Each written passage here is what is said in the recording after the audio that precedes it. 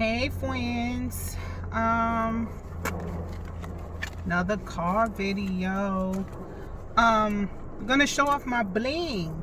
So I got this Pandora bracelet when I gave birth to our twins, and it started with this little prince and princess and heart, and over the years it has grown. I've started another one on this side, but I didn't wear it for a few years because my babies were fascinated by it and they would grab. So nothing is stronger than the grip on a toddler. So they would grab it. So I stopped wearing it, and now they're old enough now so I can start wearing my bling again and look like a rich white woman. Ow.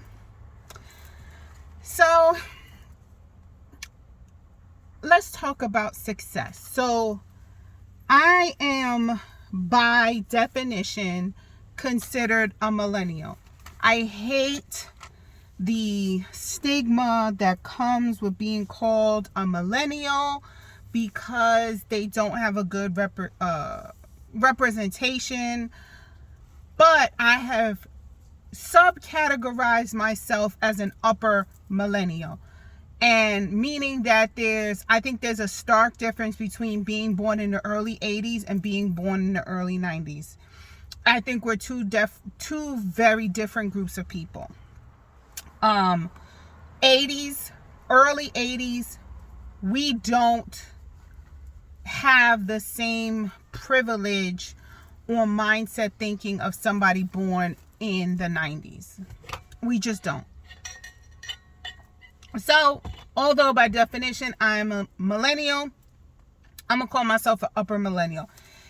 And I preface that to say, how do you measure success as a millennial? So I was talking to my mother about, I don't know, some random shit we always talking about. And it came up to be, the topic manifest itself into success. And her definition of success, my mother was born in the 1900s. I don't even think they had like gas stoves back then. She's so old. Her definition of success, according to her generation, is money, finance, career. That is how you measure success. And I'm saying to myself, that's not how I measure success. So maybe I do have something in common with the lower millennials, but it's hard for me to attain. And let me further explain. So, a Forbes article, because I had to do research on how these millennials think about success, because I know how I think about success. I wanted to know the general consensus to see if anybody did any research. And lo and behold, in 2016, they did. So Forbes had an article that millennials are changing the way success is defined. And we're only speaking about America. Like I said, my passport got a lot of empty pages. I'm not a travel person. So America, right? And like I said, with my mother, the old thinking of success equated with employment and money and career. So the millennials now, they evaluated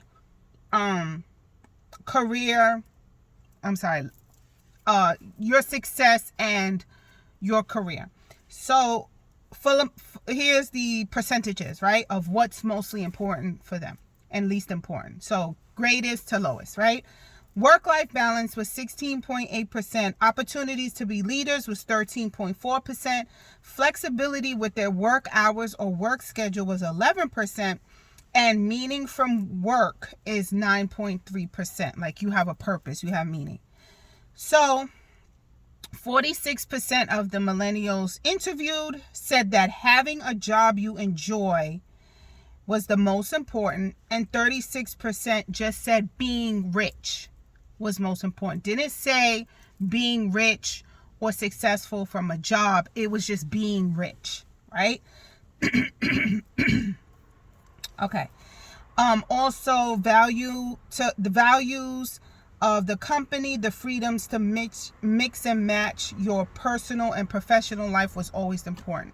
So that one is not more important than the other, meaning your job doesn't come first and your personal life comes second. It could be like this: having the flexibility to sometimes put your job over your personal, and consequently putting your personal over your job.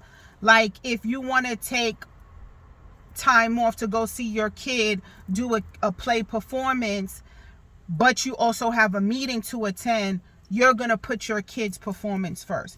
And also, if you have to miss a t-ball game to attend a meeting, you'll do that. Just having the flexibility to mix and match, not always having one above the other. I found that interesting too. And that most millennials have begun to look for purpose beyond a paycheck, meaning that they put more energy and substance into their personal life than they do their job. So I believe from K through 12 in America, we are groomed and trained and indoctrinated to be a model citizen and a model employee. Now, granted, we are an industrialized nation, right? Before all this technology, we was building stuff and making stuff, and people were working in factories. So I believe our education system is antiquated because we needed physical labor and we needed compliant citizens to be able to work. My children have just started public school system, so I don't know the curriculum, but I know for me, and even I talk about this in my other video, when I even took my MBA classes, it was to teach me to be good management for someone else. Nothing in my K through 16, because I have a master's, taught me to be my own boss or gave me training on how to be a boss and run a company, yada, yada, yada. It was to train me to run someone else's company and to help the success of a business that is not my own. Right? So I think now these millennials have realized that the society has changed, and that you are now able to be the first person in your family to start your own business. And I think it takes maybe $200 to start an LLC. When I started my LLC, it was a little bit more money for me because I had to buy other services, establish an address where I could receive mail during business hours. I have a full-time job, so that couldn't be my home, so I have to pay a third party. I'll get into starting your own LLC in another video. I think everybody who has a 40-hour work week job should have an LLC, but let me get this train back on the track. But I learned how to start my own LLC and start my own business from the Google and YouTube and content creators. It was not in any of the paid classes that I had for my college and master's education. And nowhere in the history of niggerdom did any of my classes teach me how to start a fucking business. Didn't. I know about international law, and I could probably broker a deal in Germany. Not probably, I could definitely broker a merger between two conglomerates in a foreign country before I know how to open my LLC if it wasn't for Google and YouTube. So I think millennials are starting to realize this. I think if you're a born American and you were educated here, you're at a disservice because these foreign people are coming in here and they have a business within a week or 2 weeks because they come from countries where you don't really have strong employment opportunities. You have to have your own business. So they're already groomed and trained from children to start their own business. So when they come here to America, they kind of know what to do, and they also have a support system that has open businesses, and I've talked to them about opening businesses, yada, yada, yada. I know it's very important for the Black community, speaking for my own, to push your children to go to college. There's not a lot of push to have them be their own business or owners when they graduate high school at 18. You graduate at 18, all my friends, everybody I know, if they have children going into college, graduating from high school, their trajectory in life is to go to college. None of them have given a graduation gift to their 18-year-old of a business. Not that I know of. I know celebrities are starting to do it when their kids get 16. Instead of getting them a car, well, they're getting a car too, but they're getting a business. They're getting a restaurant. They're getting a rental property. I've seen that a lot online where they have gifted their child a small apartment complex. Or even now, celebrities are gifting each other land instead of like Bentleys and Rolls Royces. So that is coming from my generation and lower. That is not coming from the older generation. That is coming from the 40 and younger. And I'm going to even say maybe even younger than 40. So let me get this train back on the track. We're talking about happiness. So in this article, happiness is not an employment perk. It is the result of holding a career that's already rewarding. Meaning, your happiness is not something that you get from a job, right? Meaning you got a job, you get a dental, medical, and you work there to attain your happiness. You already are happy at that job, right? Happiness is a byproduct. It is because you already like the job. It's already rewarding. It has nothing to do with the pay or anything like that. If any of you have ever seen Insecure, it's a perfect example of a millennial who was driven by her lack of unfulfillment in a stable job to leave without having another job to attain happiness, regardless of her employment. And she found the happiness by starting her own business.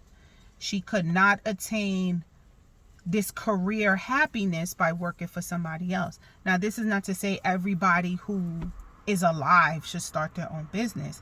I'm just saying that the millennials and under are identifying that there are other avenues to happiness besides employment. And also, if you ever seen how post-COVID this employment rate is fluctuating like a freaking roller coaster, success is not a driving force for a millennial. It's a consequence. It's a byproduct.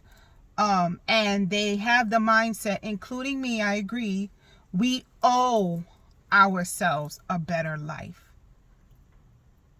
I know for me, I grew up with a single mother who at one point in our lives, she left before I woke up and came home when I was getting ready to go to bed. And that was for years. And that is a necessity. That's something that she had to do. I think millennials are realizing that we don't have to do that. We don't have to kill ourselves working for somebody else because, and here's one reason that's unpopular, we'll sell our feet on the internet. We'll sell our feet pictures. We'll open an OnlyFans page. We will rent an apartment with 3 bedrooms and have 6 people splitting that rent, and maybe a 7th if they're willing to sleep on the pull-out couch. We are not having babies in our 20s. A lot of my high school friends have had children after 30. Yes, there's some who had them in their 20s, but a lot of us, and most of us, and most women I interact with in my age group, we were damn near 35 plus. So we're not having children early where we are forced to stay at a job that we're not happy with because we have responsibilities. The only responsibility we have is ourselves. And if we can't live at home, we only have to take care of ourselves, so we're not busting our ass at a job. Also, we're cohabitating more than our other generation. We're not waiting, and I'm generalizing because I believe it's more than not. We are, and including myself, we are not living at home until we get married, or if we do move out, he has an apartment or I have an apartment, and we can't live together until we get married. We're shacking up. We're shacking up with roommates. We're doing everything. We're learning how to make money besides a 9-to-5 employment. A very popular phrase is multiple streams of income. We're doing multiple streams of income. We're starting our own small businesses, like t-shirt companies, hair oils. Like I said, the woman I buy my hair oils and hair grease from does it out of her Bronx apartment. So we are understanding multiple streams of income. We're shacking up. We're making money on the internet. There's OnlyFans pages. We're just doing different things to maintain our happiness beyond money, right? And not using wealth or money as an indicator of happiness, but being happy irregardless. Is that a word? I don't think it's a word. Regardless of how much money you have or make. So personally, my points and my ideal of success, I believe that my happiness is not where it's supposed to be, and I'm not successful because of my own barriers that I have put out in place. Now, let's not get it wrong. My CV is perfect. Nothing's wrong with my marriage. I'm just swollen because I had a salty meal. And I'm swollen. On paper, I think if you didn't know who I was, and you left out my name because there's biases. I have a Latin last name. That is my marital name. Oh, my nose is so red because it is 60 something degrees out here and my allergies are going crazy. Oh my God, I look like Rudolph. And that's why I wore my contacts today. Quick tip for any allergy people: when it's really bad and you have eyes, you wear the contacts because the contacts blocks out all the allergens. So if you wear glasses, it can get through, but there's a lens over your eye so it doesn't bother you. So that's why my eyes would be just as red as my nose if I didn't have these contacts in and I just have my glasses. But anyway, so on paper, I believe I'm impeccable, and I think you would too. However, my happiness is not as high as I believe it can be. Now, I don't think everybody's walking around here just, no. But I know that I am my own worst enemy, and I'm not successful as by definition of being a millennial because of the shit that I do to myself. So, like as far as having my education, I believe is done. I don't know if I'll pursue a PhD, but as far as I'm concerned, I have a master's degree. I'm done. I have a career, not just a job. It's a career. I have a pension. Government job, yada, yada, yada. And I have the family. I, by traditional standards, got married first, then conceived my children. No shade. But, there's what's acceptable and what's tolerated. That is the acceptable line to do it. You can ask anybody because it's Christianity, right? And God we trust is on our money. So you get married first and you have your children. So my children are not illegitimate. So on paper, my husband is at home. He doesn't have any outside children. We only have children together. We have a house. We don't have the white picket fence because it was replaced with evergreens. The 2 cars. We don't have a dog because of my allergies, but apparently we have a house possum that has been stalking our house. But I did some research and we should keep the possum because maybe there's rodents around there and they eat them. So Mr. Possum, you're allowed to stay as long as you come out after I'm in my house and you leave before we get in the car to leave in the morning. So like I said, on paper I look very good, but I have my own psychological barriers that is keeping me from my highest level of happiness that I believe I can get to. It's not unattainable for me. I know I can get there. I'm a work in progress, and that's what I'm doing. I also am learning how not to give into fear. So like I said before, I have deleted the potentiality, oh my God, I'm messing up words. The potential and propensity to be embarrassed. I am embarrassed proof. Nothing anybody can do or say to me that will make me blush or be embarrassed. At all. At all. So I'm learning to do that with my fear. I have anticipatory anxiety, meaning I get very, very severe anxiety attacks with the unknown. And I believe that's why I don't like surprises. I don't like surprises. I need to know ahead of time. So if my husband is buying me a gift, unfortunately, he's gotten away with surprising me a few times, and it's been okay because it's been smaller things like perfume or little charms or stuff like that. But if he planned on throwing me a surprise party, I would have to know about it. So, that's just or even Christmas gifts. If I find out that he bought me something and he's like, but you got to wait till Christmas, it'll drive me insane. That's just the mental disorder that's really taken over, the anticipatory anxiety. And I also suffer from intrusive thoughts. I've talked about this before.